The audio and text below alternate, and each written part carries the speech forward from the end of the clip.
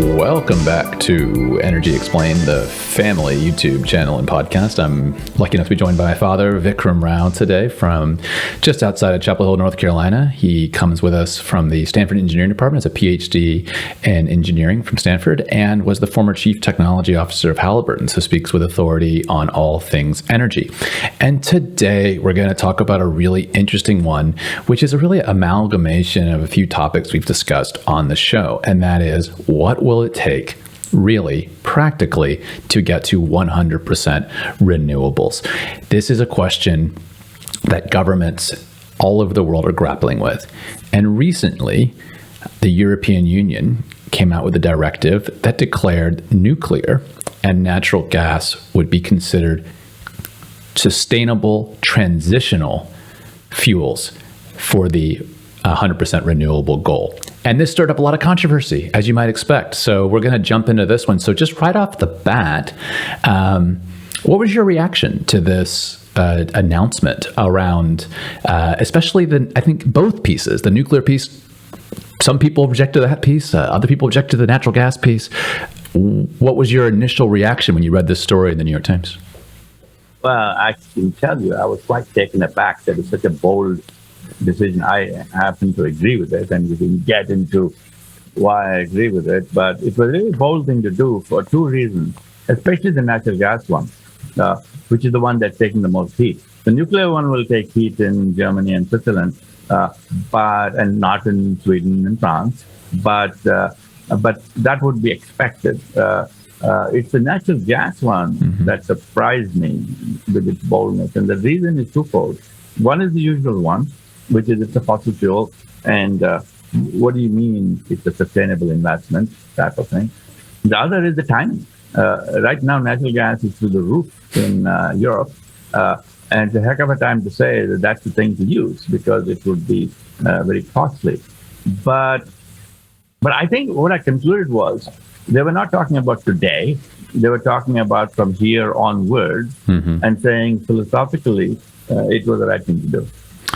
Okay, so let's maybe work backwards from 2050. It's a number that's been thrown around a lot as a goal.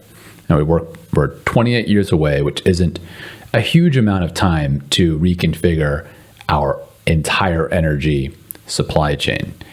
Can you right now, if an economy was, let's say, situating themselves at the forefront of renewables today with current technology, maybe you could pick the economy you think represents that. How much of their power could they reasonably expect to get from renewables, bearing in mind the issues you've previously discussed on the channel, which is solar and wind follow a pattern of a volatile pattern of production? So what would be right now your sort of best case scenario with the current technology to draw energy from renewables without extensive batteries or something that really no one has right now? So what's the sort of peak best student in the class right now? So let's back up a little bit and put some understanding for the listening public. Most folks think of electricity generation in megawatts. Okay, the problem is that's what we call nameplate capacity. So if something has 10 megawatt capacity, that if you run it all the time, then it's 10 megawatts for every moment you run. In the end, what matters is the megawatt hours, we call them. Okay, that's the amount of energy that so in your home, you pay something called a unit, okay, which is kilowatt hours. Right. It doesn't matter what the capacity is. The question is how much you get. Right. All right. So your pricing is on kilowatt hours, known as a unit. All right. So here's the fundamental problem with solar and wind. The fundamental problem is that the rated capacity can really not be achieved. Right. Okay. The nameplate capacity, as we call it, can really not be achieved simply because of sun doesn't shine and rainy days. Okay.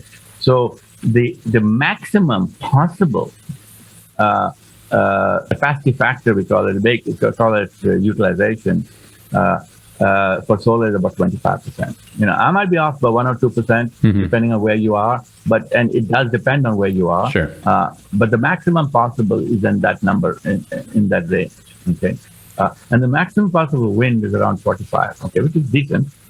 But again, those are also unusual. A lot of wind on land is closer to the solar number, but higher, probably 27, 28%. So the point is that an nameplate capacity just cannot be delivered by those guys. And simply because nature does not allow it. So it needs to be augmented. So that is, so any 100% renewable future simply has recognized that nature doesn't allow it. So you need to augment with something, then the question becomes what? Right. So let's say we're in that augmenting scenario. If you could construct the ideal, with the existing technology, the ideal mix of energy sources.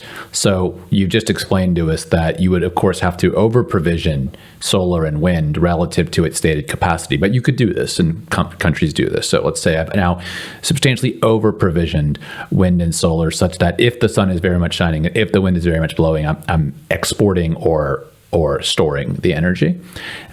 What do you think is a realistic number to get to if we were just using the existing technology, but really, let's say, to the fullest extent that we are absorbing a lot of costs to do this, but is economically tolerable? So the number could be, you could say 60%, you could say 70%, but you've just explained to us the number is not 100% because at certain points in time, the sun will simply not be shining, the wind will simply not be blowing, and so therefore it simply could not be 100%. So do you have like a, throw out a number, if best student in class right now could get, let's say 55%, so that means we have to close 45% in the next 28 years from our best case scenario today. Like what's the sort of gap we need to close?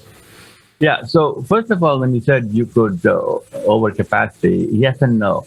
You could build much more capacity of solar and wind, but the problem is in the days that they are not producing by nature, you need the storage. So storage will become a key. Okay. Right. And storage is where the problem is. Right. Batteries cost a lot to store. Okay.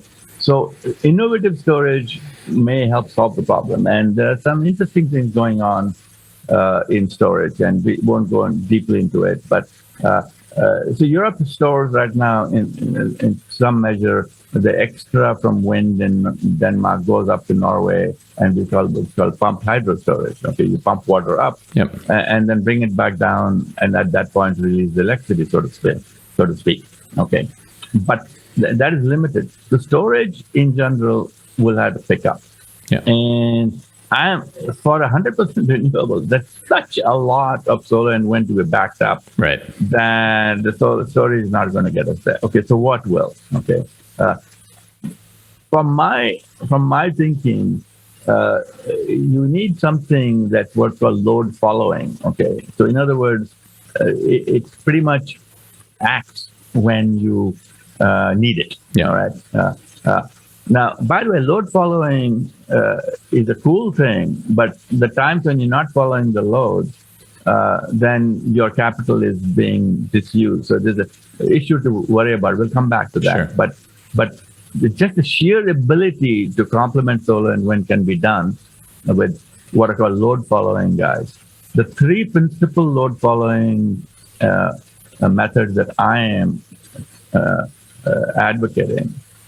Well, first of all, the one we use today is natural gas, which is one of the reasons Europeans said what they did. Right. Okay, about 95% of all the rainy days, if you will, is being done by natural gas. Right, not storage, not something else. Natural gas. Yeah. So the 4 to 6 hours is being done by storage. Right. Okay. The 4 to 6 hours meaning it turns out that one of the biggest usage loads are in about the 4 to 6 evening hours, we'll call them, when the sun is on its way down or down.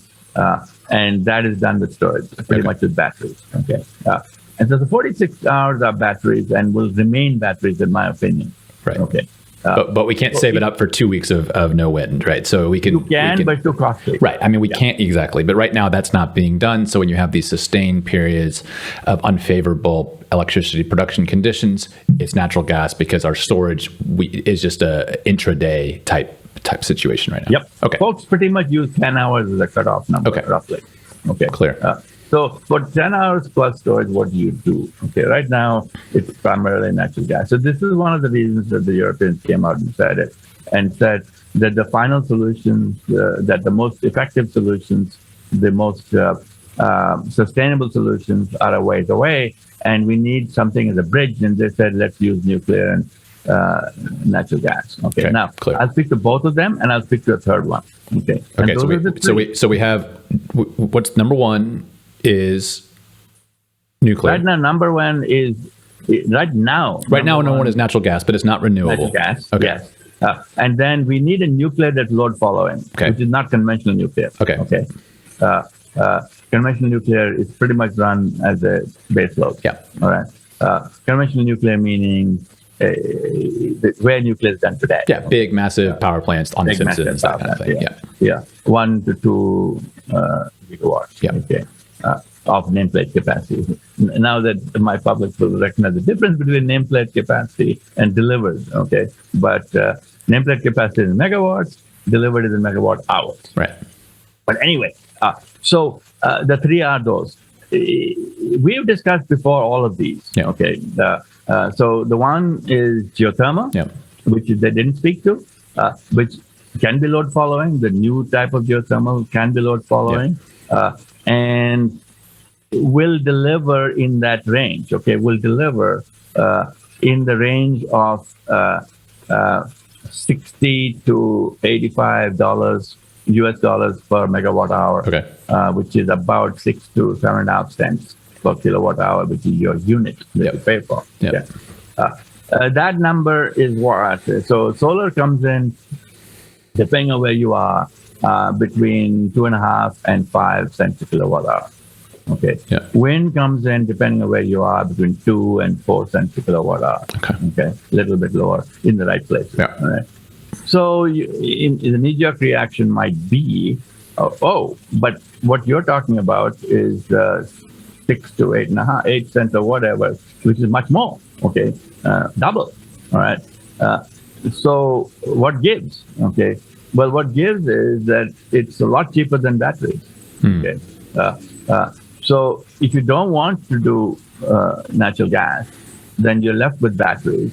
And batteries, this is a study by the Rocky Mountain Institute recently that I read, said that if you use batteries for the last 50% or so, then the cost would be over $150 a megawatt hour, which is over 15 cents a kilowatt hour. Okay, which is now a multiple of what solar and wind are. Okay, but that's what it's going to take.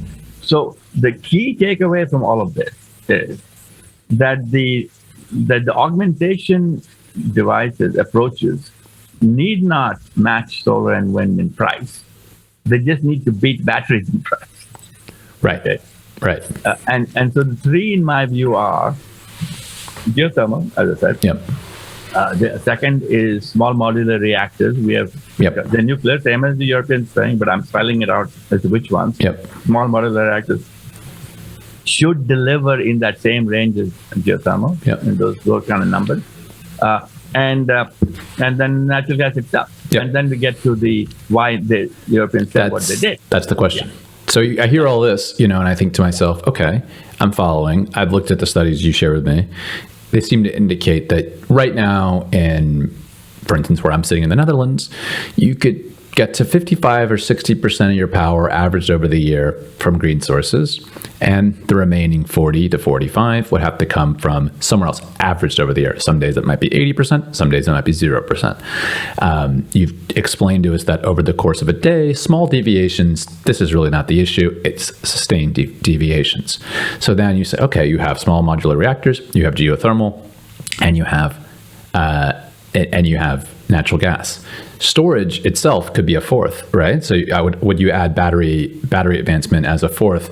You're saying you're starting from such a high price, maybe you don't find it promising. It also has maybe more complex environmental impacts. But would you say storage is also a fourth maybe option?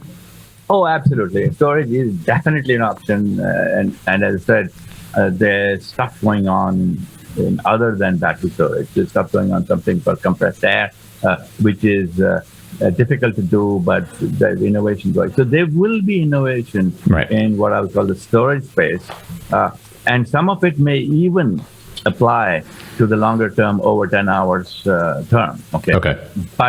But in the interim, yes, absolutely, I include batteries. Certainly for the diurnality, for within the 24 hours. Okay.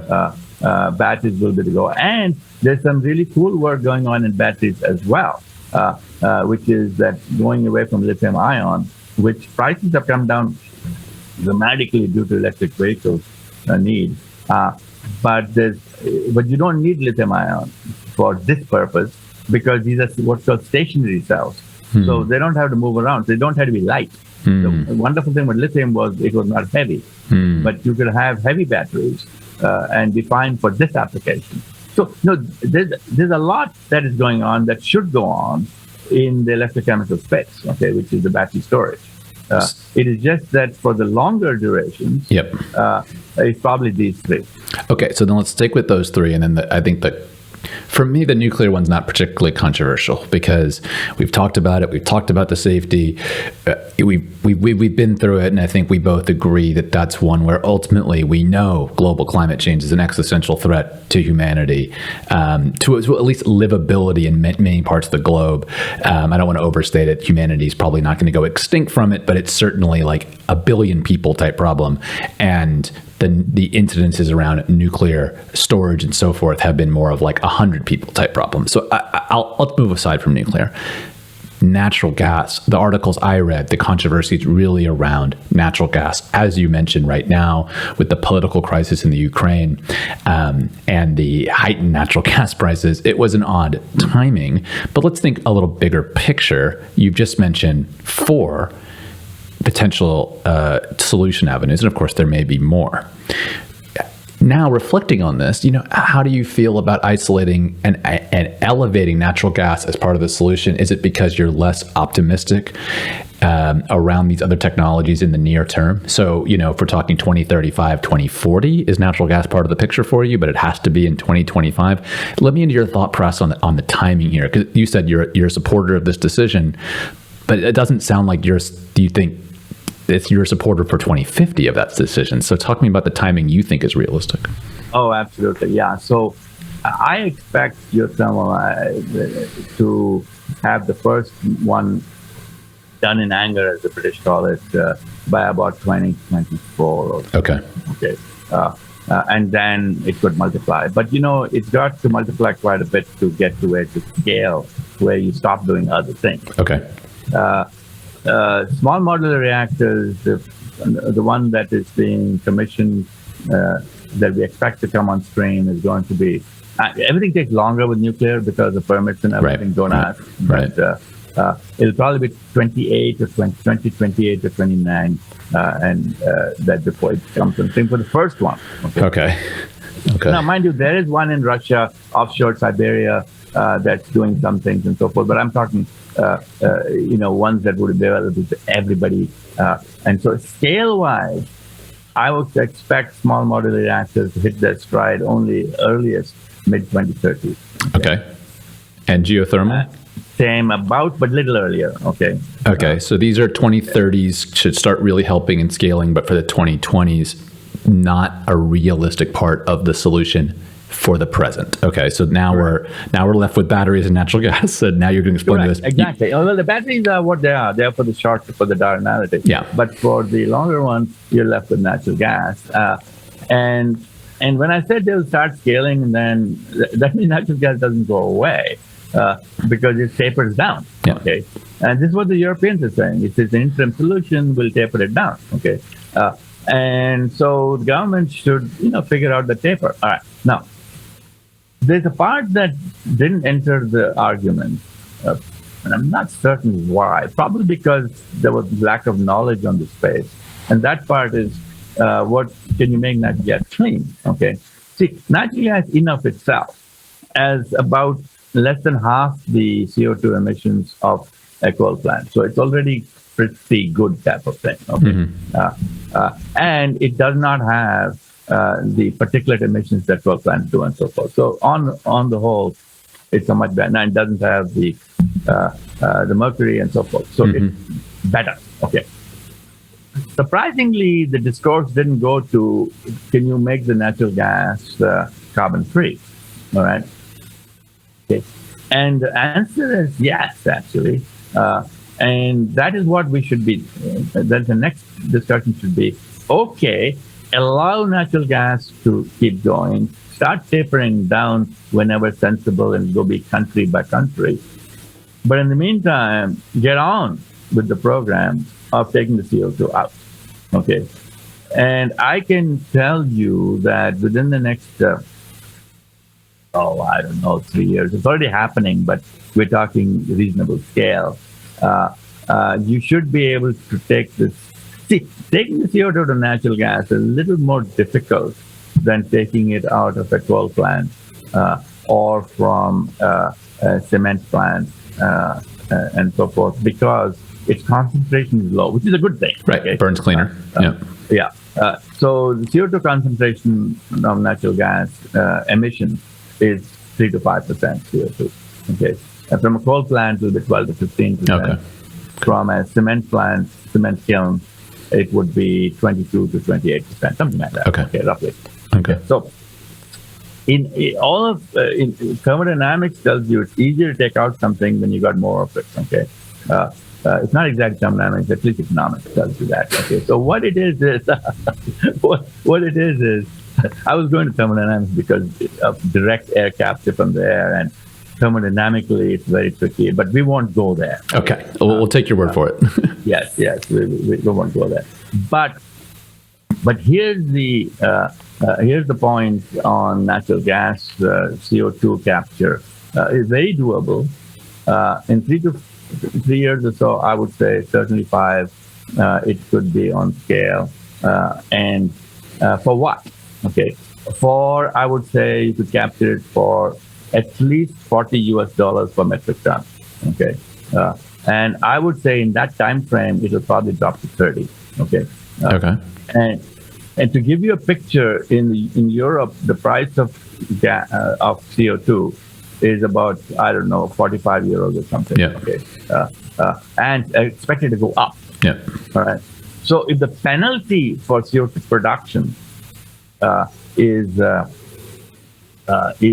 45 euros, and you can make it for 25 euros, okay? Make it meaning you could capture it for 25 euros. What would you do? Okay, so that's the point. And while natural gas is a little harder to capture, the numbers I gave might be $5 per ton higher for natural gas than it is for coal. It's somewhere in that neighborhood. The point is that is the direction we should be taking. What we should be taking is allow natural gas for those longer periods of augmentation, but pretty much demand CO2 capture. Now, final question I have there is, of that, let's take theoretically, if a natural gas power plant is releasing 100 units of CO2 and you apply the technology you just applied, is it 20 remaining, 10 remaining? What type of capture rates are we talking? Yeah, so the capture rates are 90% plus. So yes, there is, and it depends on which method. So there's some residual, but it's, let's say 90%. So what you're saying is, remember, it was small to start with. Right. Well, small at the unit level, but large if you're producing a ton of electricity with it, right? That's the issue. Right. Okay, so the story you're saying is that the load-following renewables we have today, potentially geothermal, small modular nuclear reactors, not going to be part of the scalable solution until the 2030s. Okay, we accept this. Batteries right now cost 5-6x the base price of solar or wind, and easily double the price of natural gas right now, whereas natural gas carbon capture does not double the price. And in fact, given, as you said, the market rates of CO2 and so forth, if you're producing is not well, quite frankly, it might not cost you near that much because you're able to you're able to earn the wedge of what you're doing it for versus the market price, and earn that wedge as a profit, so to speak. So that makes absolute sense. So you support the European Union's decision based on the reality at play. And so what I'm taking away is when you look at all the numbers and you're taking a realistic lens to human behavior, we're not going to consume radically less electricity when the sun is not shining for a few weeks and so forth. You come to the conclusion that this is the practical path forward, and there almost is no other option unless there is some type of breakthrough that we right now could not predict. And so it's the best of the solutions, and that's why you support it, even if you understand people have a distaste for endorsing a fuel source that isn't part of the long-term solution in your mind. Does that roughly summarize your position? Absolutely. The only thing I would add to that is I would ask the European Union to add a strong incentive for carbon capture on the natural gas combustion. And you know what? If they had included that in the messaging, I think it would have gone over better. And so I think that's absolutely right. I think if it's the message is we support clean natural gas or so on and so forth, it's a different message. And, marketing and branding is part of it and part of adoption. So I think that's absolutely fair. Well, I know we're at time here today. Thank you for your insights and expertise. Absolutely fun discussion. If you're watching us on YouTube, the comment section is where we have the discussion for Energy Explained. So please do engage, and we will engage back. If you're listening to a podcast, again, going to our YouTube page is where the discussion is occurring. And we remind you, if you're on YouTube or a podcasting platform, please hit like or subscribe so that you can stay up to date with all our family-based podcasting adventures here. With that, we will sign off and see you next month.